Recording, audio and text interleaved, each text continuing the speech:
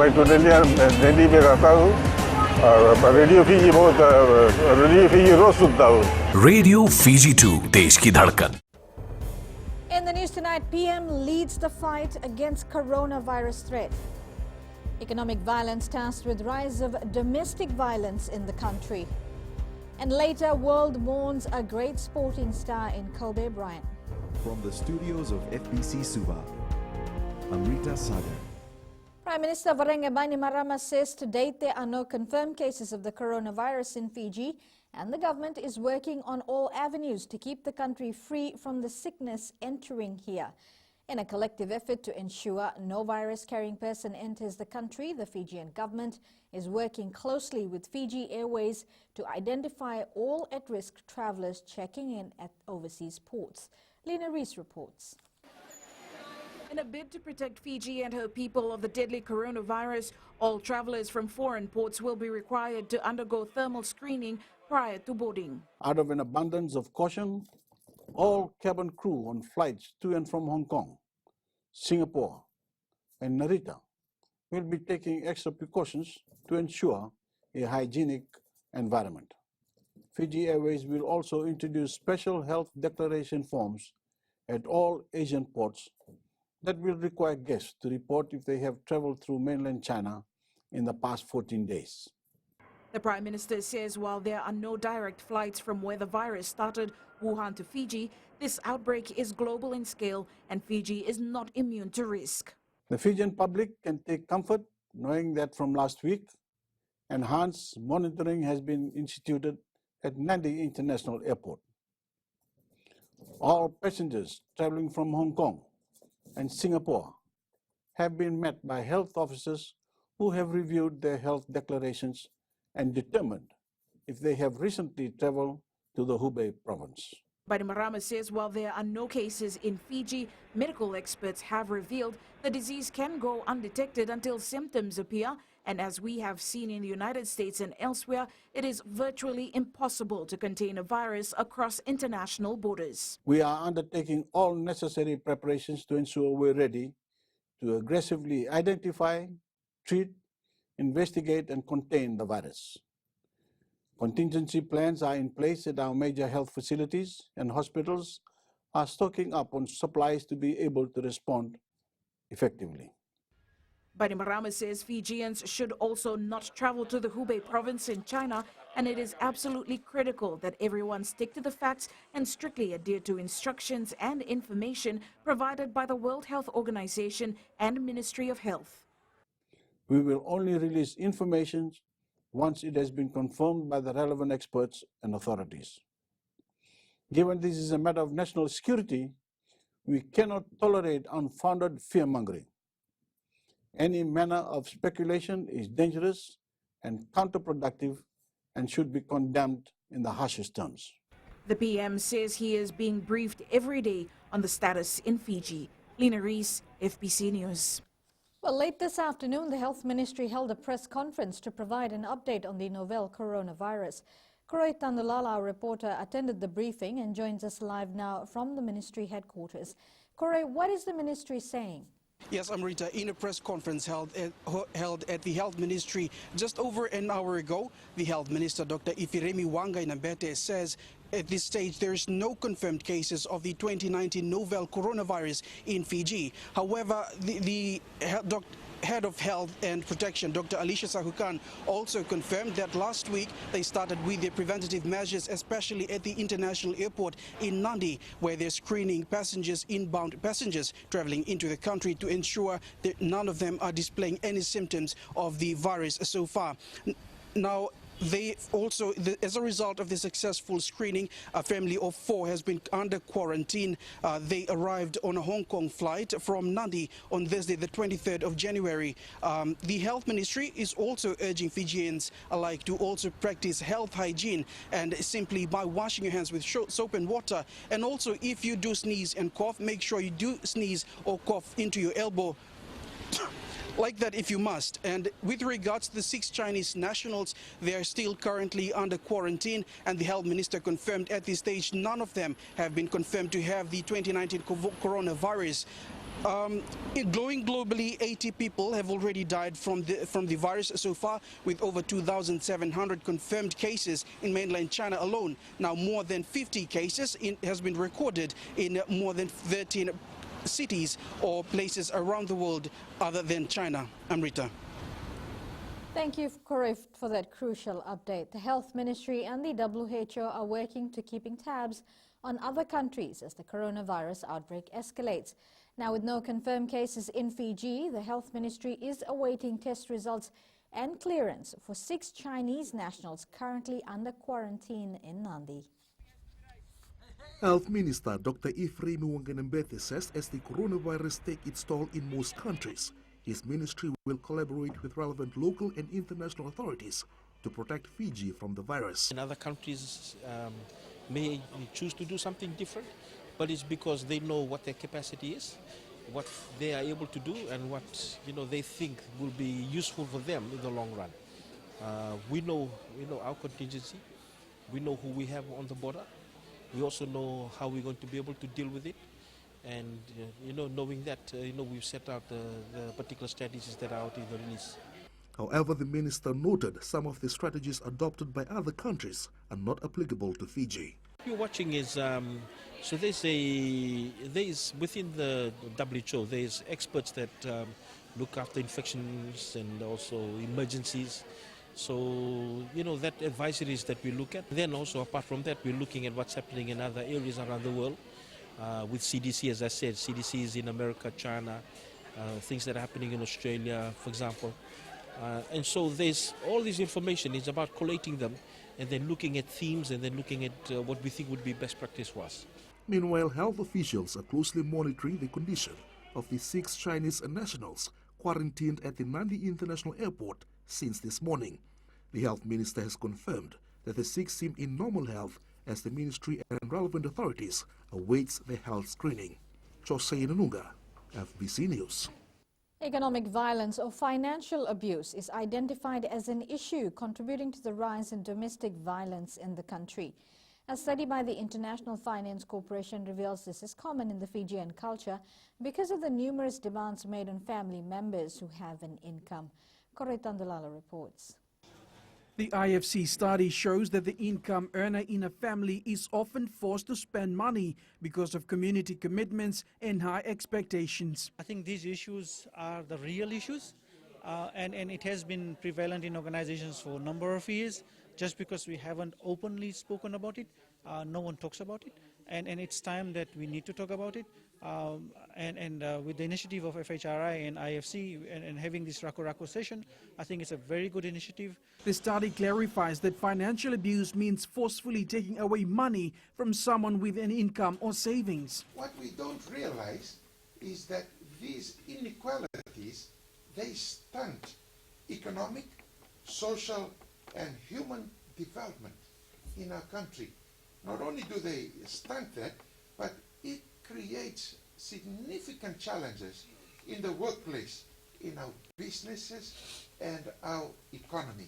A lot of emphasis on ending domestic violence has been made compared to previous years. With a high number of programs and awareness being conducted, people are becoming more comfortable in reporting such cases. Corey Tandalala, FBC News.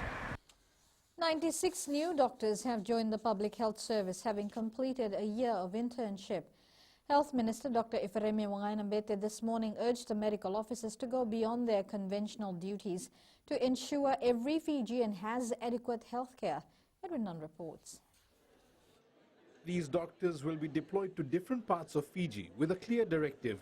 Medical services must be uncompromised. You must remember that you will not leave no one behind, especially those who are on the fringes or the marginalized, those who are disabled, those who may be blind, those who may not have much in their pockets. The minister also reminded the doctors that medicine is a calling that demands a lot. When it's 4:30 and there's a sick man that comes through the door, you will stay behind and make sure that that sick man is resuscitated. These young doctors will be posted all over Fiji, including remote locations. Dr. Wanganambete wants more community engagement to educate people about healthy living. We have to help. As physicians, as public health doctors, that's who you are, we are going to help. And I want you to do that. I'm seeing a lot of future MS, DMOs consultants sitting here. Am I right or wrong? Am I right or wrong? Right. So, for that, I'm saying each and every session is very important. Not only how you manage the patient, but how you manage the whole system. Of the 96 new doctors, 60 are women and 36 are men. Edwin Nand, FBC News. Up ahead, alleged murder suspect further remanded. An Education Ministry challenges High Court decision. Details after the break.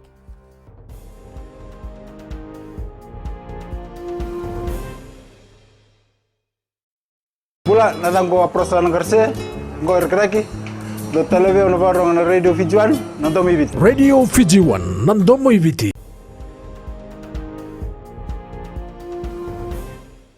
A man alleged to have murdered 28-year-old Hashnil Sharma earlier this month has been remanded in custody by the Lautoka Magistrates Court. Josiah Vukivuki is charged with one count of murder. Sharma's body was found at the old service station in Natokawanga, Lautoka more than a week ago. The deceased sustained injuries to his head which resulted in his death. The matter has been transferred to the Lautoka High Court where it will be called again next Friday.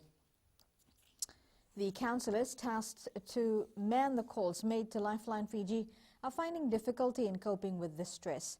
Due to this, the Suicide Prevention Centre is now allowing the volunteers to undergo appropriate training to ensure they continue to provide help to those in need. Lena Rees reports the counsellors will be undertaking diploma studies, which is part of Lifeline Fiji's staff development program. Lifeline Fiji highlighted that 74% of their calls are from people who lack support for stress, depression and traumatic situations. Therefore, support workers need proper training. The struggle that we face in the crisis line is maintaining our crisis supporters. This is a very stressful job. It's a very emotionally draining kind of job.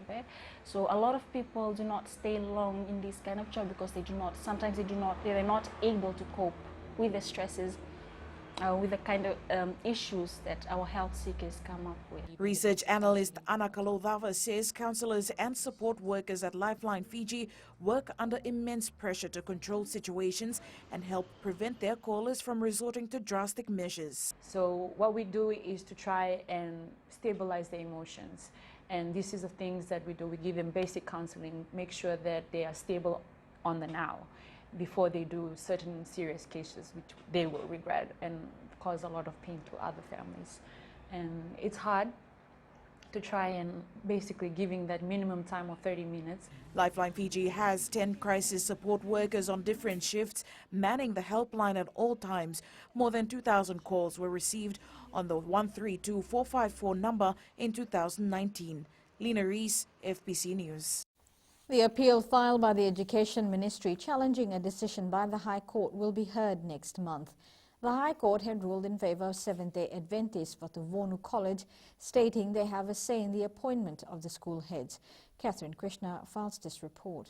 The Education Ministry has appealed against the ruling which states there are provisions for religious community or denomination to have a say in the appointment of school heads. The High Court had ruled the ministry has the power to appoint heads of school and acting positions under the open merit recruitment system, but it must be in line with Section 22(4) of the Constitution.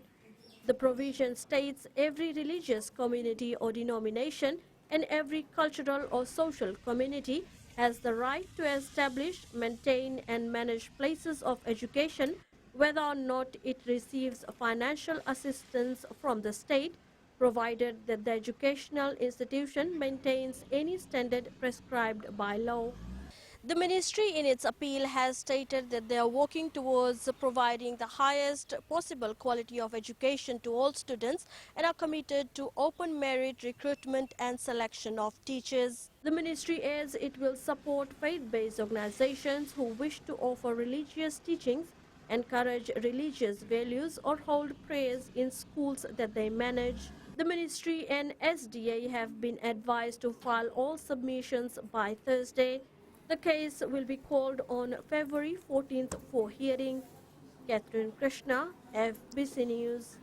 The ratification of the 2011 Asia-Pacific Convention on the Recognition of Higher Education Qualification will give local students access to greater studies. This was stated by Geleni Seruvatu, a senior officer at the Foreign Affairs Ministry, while presenting to the Standing Committee on Foreign Affairs. Ali Kimbia with the story. The ratification of the convention by the Fijian government will provide more opportunities for our graduates.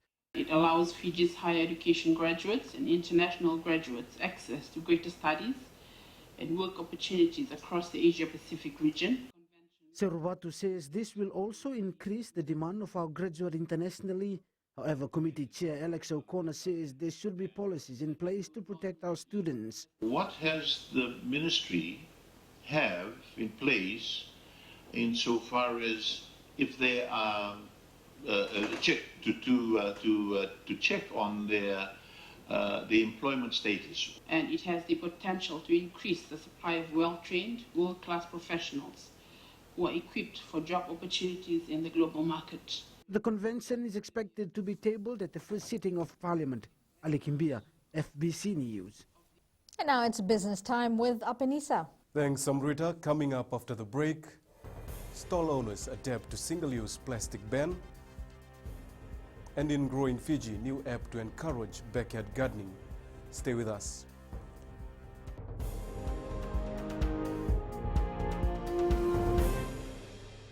My name is Neha and I'm from Kadavi, and Mirchi FM, it's hot.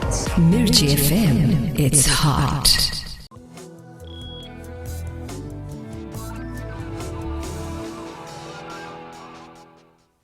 Small businesses at the Gold FM Rock Market have adjusted to the plastic bag ban since its implementation at the beginning of this month.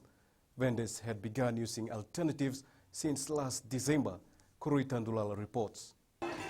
Dinsel McGowan, a vendor at the monthly Rock Market, says the customers are pleased with the new packaging. We do sell it at market, but I mean, make it more easier accessible for vendors like myself. It's more of you going out and looking for your packaging. Me, I have cake, so I have to take that extra mile in getting my packaging for my products. Some of these micro-entrepreneurs are going the extra mile by importing their packaging materials. That's why when the demand is high, the supply is short, so the price is high there. Whatever we are buying, all the eco-friendly products we are buying, we are forking it out from our pocket, and we cannot incline it into our food. Customers, they expect that from us, just like what we were giving before. Stall owners are also using paper cups and containers made of bamboo, leading the transition towards a plastic-free Fiji. Kurui Tandulala, FBC News. We now join Sinifa from HFC Bank with the latest from the stock market. Let's review the trading on the SPX platform last week. Over 241,000 shares were traded in 125 transactions, amounting to more than $336,000. 9 listed stocks recorded trades, with 6 noting changes in share price. ATH shares showed a downward movement of 4 cents to end the week at $3.20. Contiki Finance shares fell by 1 cent to close at $1.25. Paradise Beverages rose by 1 cent to close at $16.01. Port General Marina Limited dropped by 1 cent, closing at $2.29. RB Patel Group Limited declined by 20 cents and settled at $3.50, while Fijian Holdings Limited shares declined by 2 cents to end the week at $1.71. Following these share price changes, the overall market capitalization decreased by 2.29% to a value of $4.11 billion. That's a wrap from our local stock market, Naka. Here are today's exchange rates as set this morning. The volatile nature of the world's money markets saw the Fiji dollar rise against the Australian dollar and the euro, but the Sangamoli showed minor declines versus the other currencies we cover. The commodities market were mixed. Crude oil dropped by $2.62 per barrel to $52.95. Gold rose strongly, gaining more than $19 to $1,580 per ounce, and silver closed up at $18.25 per ounce.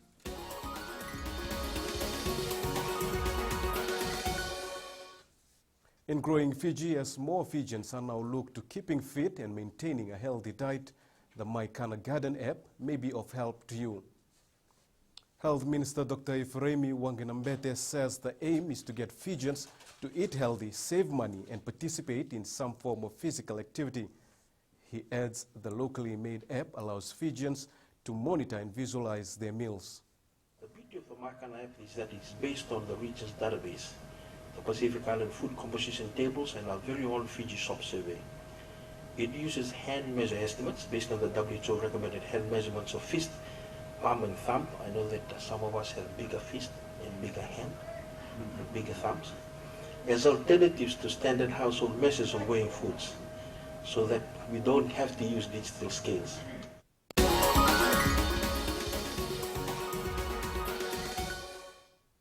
That's it from Business Tonight. Jamie joins you now with the latest from sports. Thanks, Apanisa, and good evening. Coming up, and Baber apologizes for Hamilton finish. This and more after the break.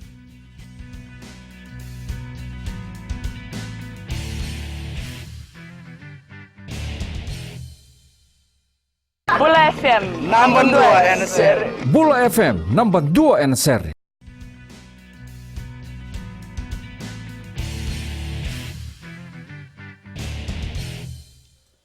Leading sports tributes continue to pour in for basketball great Kobe Bryant, who was killed in a helicopter crash along with his 13-year-old daughter Gianna and 7 others today. Tennis star Novak Djokovic and American football legend Tom Brady among those to note the legacy and impact of the Lakers legend, which stretched all around the world. This report from TVNZ. JOA Sevens head coach Gareth Baber apologized to fans in New Zealand last night on behalf of the men's and women's teams. This after both teams ended the Hamilton tournament far from where they had targeted to be, with the women ending 8th and the men in 9th place. Aquila Dama reports. Fiji Sevens coach Gareth Baber making no bones about the failure to impress in New Zealand. I'm sorry both teams couldn't bring you more this weekend, but as you've just had described to us there, do you know what? It's sport and sometimes it doesn't go that way. And the biggest thing that we say to each other as a group is that we do actually take lessons from it. We are humble enough to realise that the maturity that we need to make sure that we take those lessons and move on. Baber says they are humbled by the support received from fans in Hamilton. Former Fiji Rugby Union chair and Fiji's High Commissioner to New Zealand, Philemoni Wangambatha, says the result does not matter for them. For your supporters here in Hamilton and across New Zealand, you will always be our winners. Irrespective of the result, we are very proud of you. So we always call ourselves as all-weather fans, your team here in New Zealand. Fiji Sevens co-captain Jerry Tuwai is pleading to fans to keep the faith as they head to Sydney. To everyone in Fiji, trust us. We can come back. Fiji can rise again from this defeat. The Fiji Sevens and Fijiana sides left Hamilton today for Sydney to prepare for the tournament this weekend. Aquila Dama, FBC Sports. The Fiji men's Sevens side will have to work even harder this weekend. The Sydney Sevens pool draws were released this afternoon, with Fiji in Group A alongside Hamilton Sevens champion New Zealand, Kenya and Wales. France, Argentina, Samoa and South Africa make up Pool B, while Australia will battle USA, Scotland and Japan in Pool C. England is the top bet in Pool D alongside Canada, Ireland and Spain. Wearing the Lambasa jumper after a year with Suva is quite special for Ratu Apenisa Anare. The policeman helped Lambasa win the champion versus champion title yesterday and says there's nothing like playing for the Mbamba-Sing Alliance. Aquila Dama has more. Ratu Anare marked his return to Lambasa in style after spending the last season with Suva. Gets another chance. Ashnell looks, turns again, sneaks it in and played through by Ratu Anare. Wanga turns, comes in with a cross. Stopped in the way and stretching is Ratu Anare. The 2 goals from Ratu Anare was enough for Lambasa to secure the CVC title. I came for Suva, but I didn't do well, and when I'm back at my home team, I feel proud when I wear this jersey. Ba managed to score a goal through Vanuatu player Mike Tommy. Plays the Tilo, still Benjamin Totori. Squares it and Nikatomi has equalized. The men in black are confident they will be a better side as the season progresses. We lack combination, but then these boys, they have played, this was the second game that they have played together. With time given and the training program that will be set in by our head coach coming in, probably in a few days' time, we would say that a lot of difference will be there in the team. Ba has lifted the CVC title 20 times, while Lambasa now have 4 wins under their name. Aquila Dhama, FBC Sports. Ba football incoming coach Ricky Herbert watched the CVC clash yesterday and was impressed with both teams. But he says Ba will need to do a lot more work in the next few weeks before they play in the OFC Champions League. The former All Whites coach who will lead Ba in the OFC League will officially start on the 10th of next month. I think we're solid, really. I think it's a typical pre-season game, isn't it? I think open, very entertaining. Probably a little bit of fatigue out there, and there are players really not at the level that they will be once they go into their normal National League season or going into the OFC Champions League. Girls teams will participate in the Vodafone Trophy competition for the first time this year. The Fiji Secondary Schools and Fiji National Rugby League making the move in an effort to develop the game further for women and build a pool of local talent for the Fiji Mbulikula. Tali Materakula reports. The girls' competition will be played on a round-robin basis. We are fielding 2 teams from one from the west and one from the southeast, and they will be they will start their training in their respective zones, and the competition officially begins during the national finals. Fiji Mbati head coach Brandon Costin says the inclusion of girls' competition in the Vodafone Trophy series will create a positive pathway for them. This is the very first step in something developing for the girls, for the women in Fiji, and this is really going to put rugby league on the map in Fiji, having both the men and the women having a pathway to the Bulikula and the Bati. The competition will see schools in the western and southeastern zone vie for a spot in the final rounds. The Vodafone Trophy competition will begin this Saturday. Tali Materkula, FBC Sports.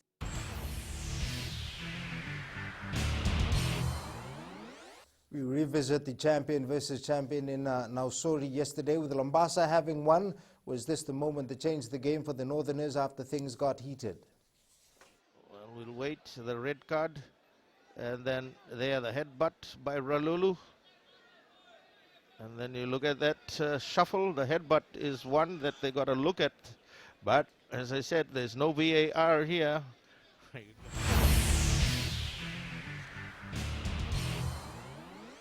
That's it from sports tonight. Angie joins you later with weather, and in Weird and Wonderful, watch hundreds of Indonesians scramble for sugar in Bizarre Festival. That's coming up.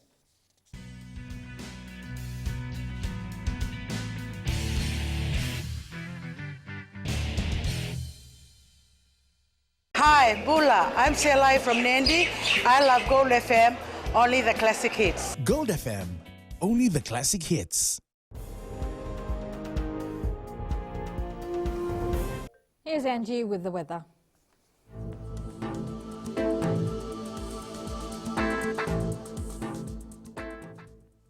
Fakatalofa Atu and welcome to the Weather World. Hope your weekend was beautiful, just like you. We had so much sunshine that Monday morning changed its settings. Anyways, we have entered a brand new week and almost the last week of January. Now checking the west out for today, it was amazingly sunny with no sign of disappointment by rain. Eastwards from Peck Harbour to Suva, rain started off the day, but sunshine took over and graced us with its presence. And up north, sunshine versus sunshine. Now you can imagine the heat. At sea, southeast winds 10 to 15 knots, moderate seas. For the tides, low tide at 8:25 p.m. with high tide at 2:52 a.m. Sunrise at 5:50. For tomorrow, it looks like the wet morning trend is back. Sunshine will make it nice and bright. Tomorrow's stamps, warmness for the Sugar City. Sun protection is a must, especially if you wish to avoid that sunburn. And looking further on to Wednesday, another nice day in store. So, Amrita, what are your thoughts on today's weather? I don't know about today's weather, but I am disappointed that my birthday month is coming to an end. Now in Fijian Pulse, we asked, should Fiji now shift its focus on the Olympic Games rather than the 7 Series?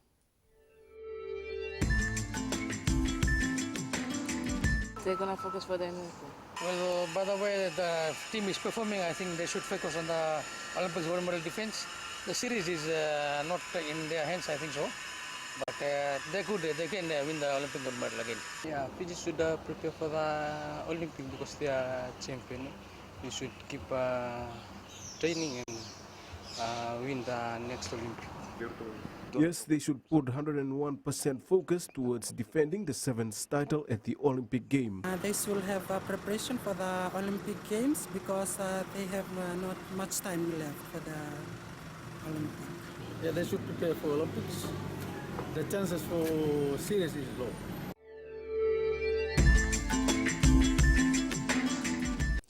Recapping the main stories, PM leads Fiji's fight against coronavirus threat. Economic violence tasked with rise of domestic violence in the country. And world mourns a great sporting star in Kobe Bryant. For these stories and others, do tune in daily to our sister radio station, Gold FM, to our poll questions segment. Last week we had asked, can the Fiji Sevens team win the World Series as well as the Olympic gold? Well, it seems Fijians are losing faith in the team with only 53% voting a no. Well, this week we're asking, should Fiji start looking at overseas players for the World 7 Series? Do visit our FBC website to answer this question.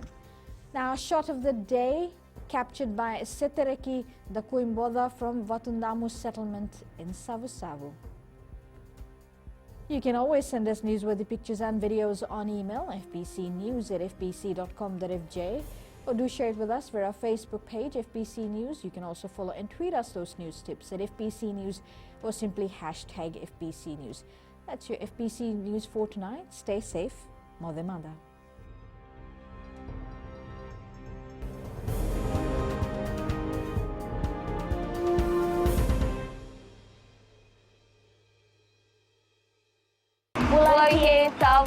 We love Today FM. Today FM rocks.